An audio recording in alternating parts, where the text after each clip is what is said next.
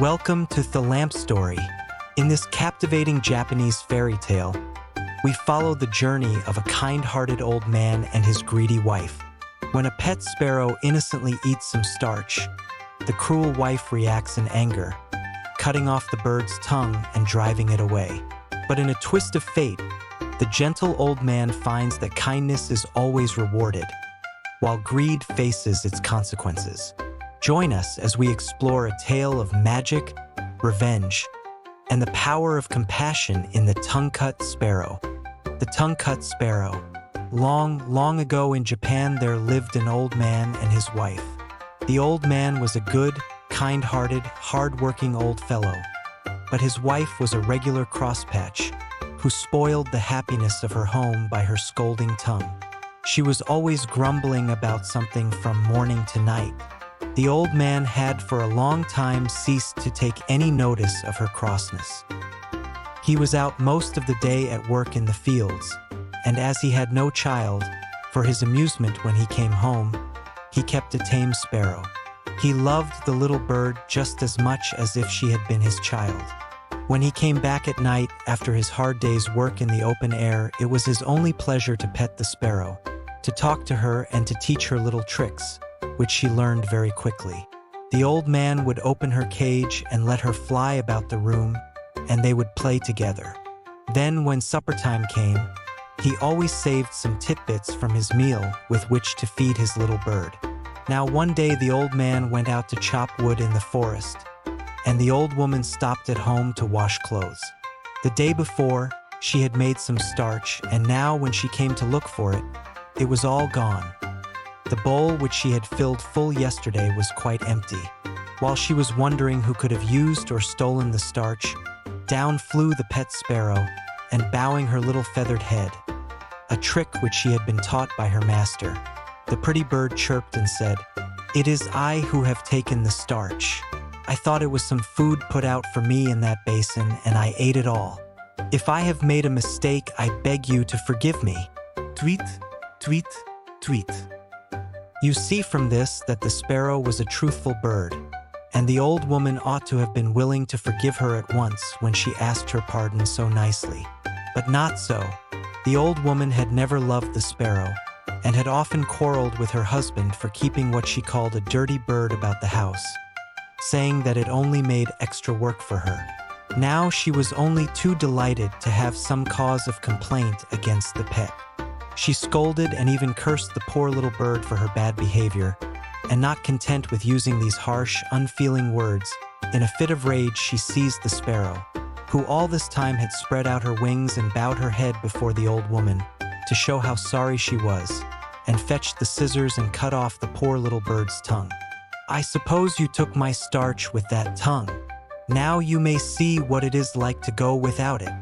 And with these dreadful words she drove the bird away, not caring in the least what might happen to it, and without the smallest pity for its suffering. So unkind was she. The old woman, after she had driven the sparrow away, made some more rice paste, grumbling all the time at the trouble, and after starching all her clothes, spread the things on boards to dry in the sun, instead of ironing them as they do in England. In the evening the old man came home.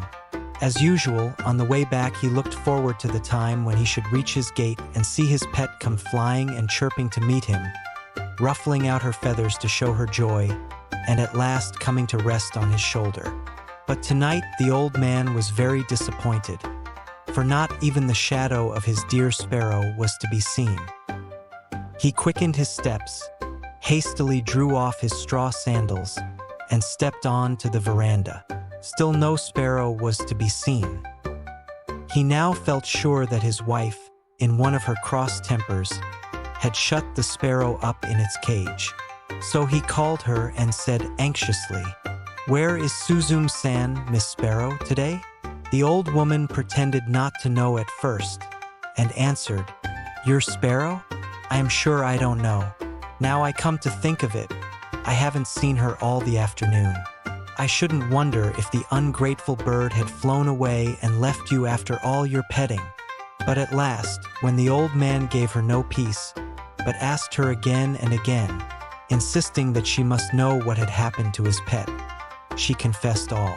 She told him crossly how the sparrow had eaten the rice paste she had specially made for starching her clothes, and how when the sparrow had confessed to what she had done, in great anger she had taken her scissors and cut out her tongue, and how finally she had driven the bird away and forbidden her to return to the house again.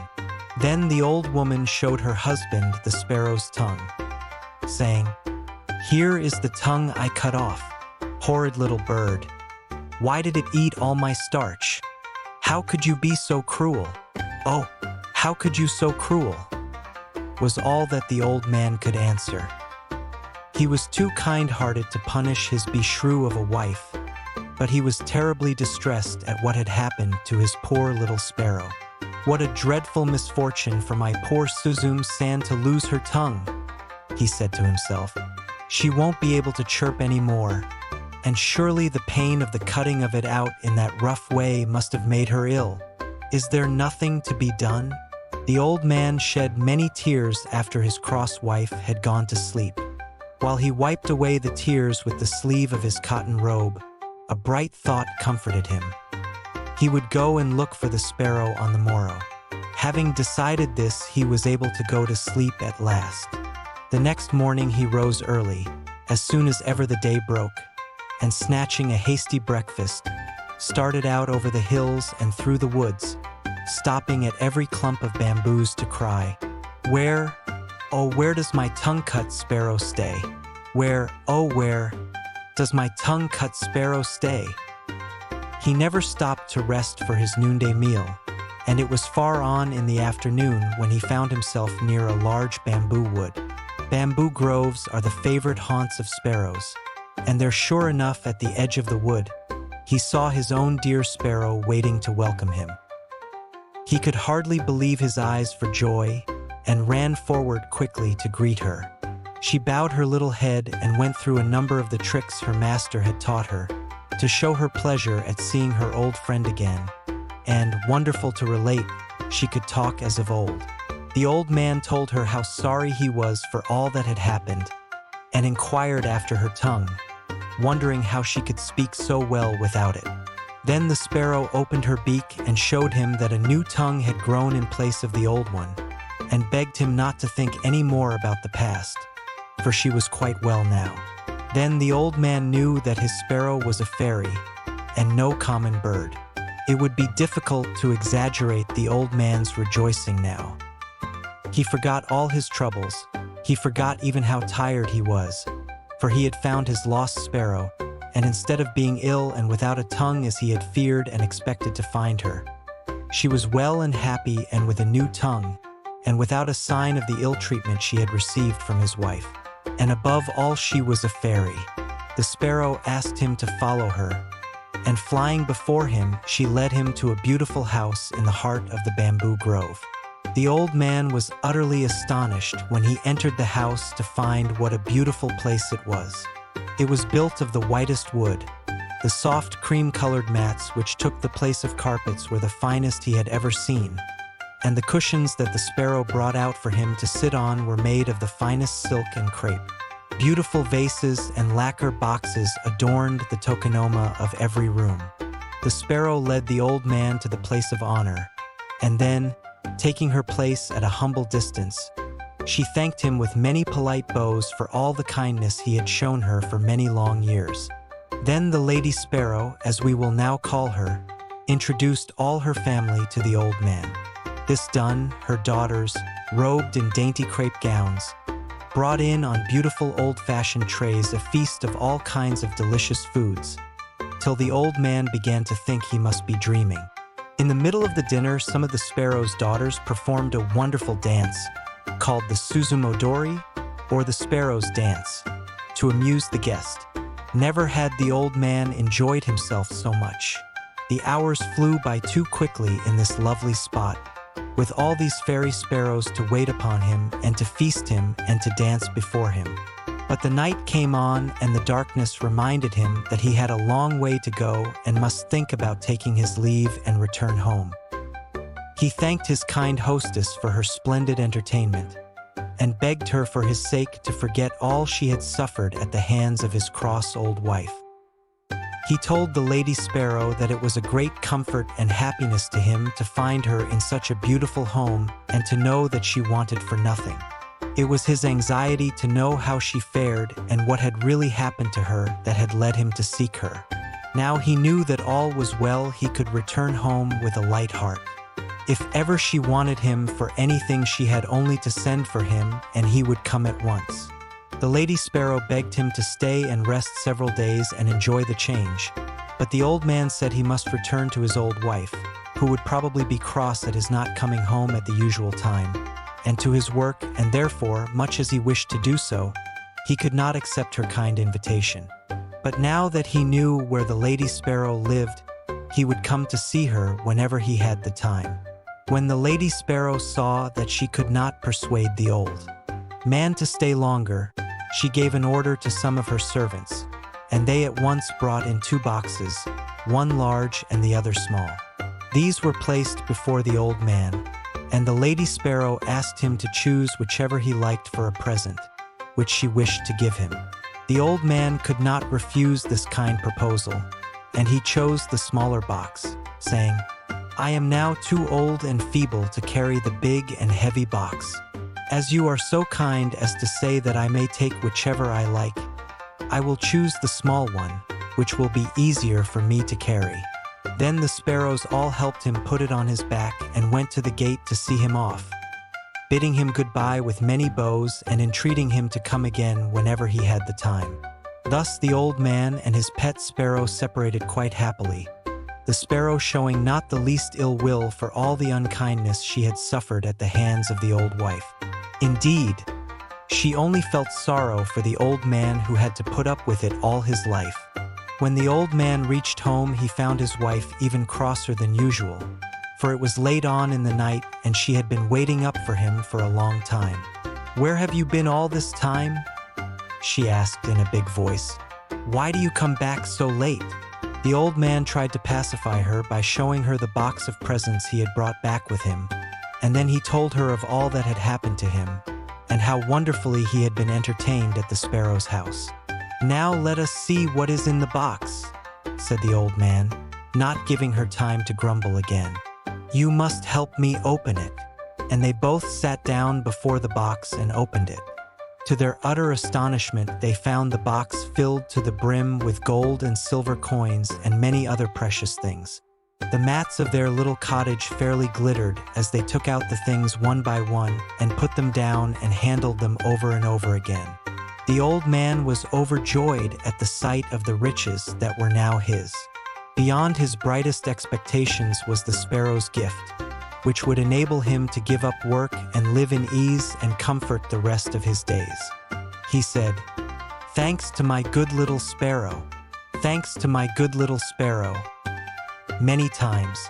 But the old woman, after the first moments of surprise and satisfaction at the sight of the gold and silver were over, could not suppress the greed of her wicked nature. She now began to reproach the old man for not having brought home the big box of presents. For in the innocence of his heart he had told her how he had refused the large box of presents which the sparrows had offered him, preferring the smaller one because it was light and easy to carry home. "You silly old man," said she, "why did you not bring the large box? Just think what we have lost. We might have had twice as much silver and gold as this." "You are certainly an old fool," she screamed, and then went to bed as angry as she could be. The old man now wished that he had said nothing about the big box, but it was too late. The greedy old woman, not contented with the good luck which had so unexpectedly befallen them and which she so little deserved, made up her mind, if possible, to get more. Early the next morning she got up and made the old man describe the way to the sparrow's house. When he saw what was in her mind, he tried to keep her from going, but it was useless. She would not listen to one word he said. It is strange that the old woman did not feel ashamed of going to see the sparrow after the cruel way she had treated her in cutting off her tongue in a fit of rage. But her greed to get the big box made her forget everything else. It did not even enter her thoughts that the sparrows might be angry with her. as indeed they were, and might punish her for what she had done. Ever since the Lady Sparrow had returned home in the sad plight in which they had first found her, weeping and bleeding from the mouth, her whole family and relations had done little else but speak of the cruelty of the old woman. How could she, they asked each other, inflict such a heavy punishment for such a trifling offense as that of eating some rice paste by mistake? They all loved the old man who was so kind and good and patient under all his troubles. But the old woman they hated, and they determined, if ever they had the chance, to punish her as she deserved. They had not long to wait. After walking for some hours, the old woman had at last found the bamboo grove which she had made her husband carefully describe, and now she stood before it crying out, "Where is the Tongue-Cut Sparrow's house? Where is the Tongue-Cut Sparrow's house?" At last she saw the eaves of the house peeping out from amongst the bamboo foliage. She hastened to the door and knocked loudly. When the servants told the Lady Sparrow that her old mistress was at the door asking to see her, she was somewhat surprised at the unexpected visit, after all that had taken place, and she wondered not a little at the boldness of the old woman in venturing to come to the house. The Lady Sparrow, however, was a polite bird, and so she went out to greet the old woman, remembering that she had once been her mistress. The old woman intended, however, to waste no time in words. She went right to the point, without the least shame, and said, "You need not trouble to entertain me as you did my old man. I have come myself to get the box which he so stupidly left behind. I shall soon take my leave if you will give me the big box. That is all I want." The Lady Sparrow at once consented, and told her servants to bring out the big box. The old woman eagerly seized it and hoisted it on her back, and without even stopping to thank the Lady Sparrow began to hurry homewards. The box was so heavy that she could not walk fast, much less run, as she would have liked to do. So anxious was she to get home and see what was inside the box, but she had often to sit down and rest herself by the way. While she was staggering along under the heavy load, her desire to open the box became too great to be resisted. She could wait no longer, for she supposed this big box to be full of gold and silver and precious jewels like the small one her husband had received. At last, this greedy and selfish old woman put down the box by the wayside and opened it carefully, expecting to gloat her eyes on a mine of wealth. What she saw, however, so terrified her that she nearly lost her senses. As soon as she lifted the lid, a number of horrible and frightful-looking demons bounced out of the box and surrounded her as if they intended to kill her. Not even in nightmares had she ever seen such horrible creatures as her much-coveted box contained. A demon with one huge eye right in the middle of its forehead came and glared at her. Monsters with gaping mouths looked as if they would devour her. A huge snake coiled and hissed about her, and a big frog hopped and croaked towards her. The old woman had never been so frightened in her life, and ran from the spot as fast as her quaking legs would carry her, glad to escape alive. When she reached home, she fell to the floor and told her husband with tears all that had happened to her, and how she had been nearly killed by the demons in the box.